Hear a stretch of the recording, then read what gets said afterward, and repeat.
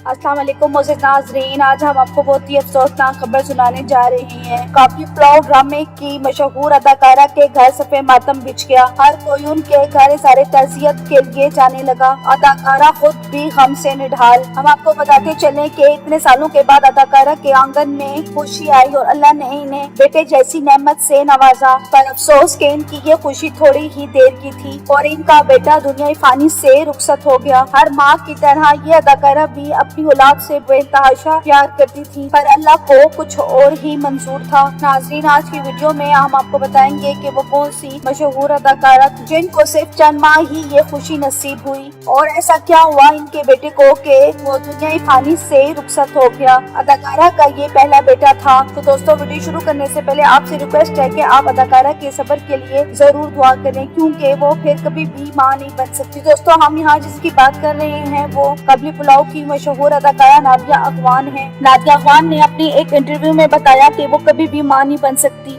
और वो 2 दफा इस तकलीफ से गुजर चुकी हैं और उनके 2 दफा अबॉर्शन हो चुका है। और उन्होंने बहुत दुख और गम का इजहार करते हुए कहा कि वो 2 दफा अपनी औलाद खोने का दुख सह चुकी हैं और ये मेरे लिए बहुत मुश्किल था और मेरे खामिन ने मेरा बहुत साथ दिया और मैं बहुत डिप्रेशन में भी चली गई थी। हार्मोन्स की वजह से मेरा वजन भी बढ़ गया था। नादिया अगवान अपने बारे में बताते हुए शो में बहुत अबदीदा हो गई। उनका कहना था कि 2 दफा अपनी औलाद खोने के बाद उनका फैसला यही था कि अब हम बच्चा अडॉप्ट कर लेंगे। और साथ ही नादिया अगवान का कहना ये भी था कि उनके शोहर ने उनका हर तरह से साथ दिया। जैसे ही नादिया अगवान का ये इंटरव्यू सामने आया तो उनके मदा उनके लिए नेक ख्वाहिशात का इजहार किया। तो दोस्तों, आप नादिया अगवान के बारे में क्या कहेंगे? अपनी कीमती राय का इजहार कमेंट सेक्शन में करें। वीडियो पसंद आए तो लाइक करें और इस चैनल को सब्सक्राइब कर लें। Thanks for watching. फिर मिलते हैं एक नई अपडेट के साथ।